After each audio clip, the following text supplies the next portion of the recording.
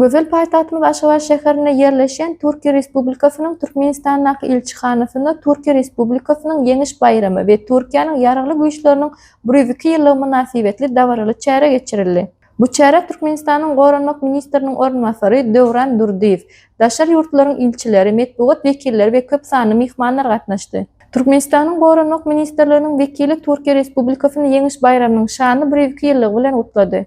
Türkiýanyň Aşgabatdaky elçisi Ahmet Demirok öz gezeginde Ýeňiş bayramynyň ähmiýetini belläp, bu gazanylan ýeňişiň 1923-nji ýylda Türkiýe Respublikasynyň döredilmegine ädilen möhüm ädim bolanlygyny aýtdy. Şeýle hem ol dawra gatnaşyjylary şany bayramçylyk bilen gutlap, Türkiýanyň prezidenti Recep Tayyip Erdoganyň gutlawyny okady.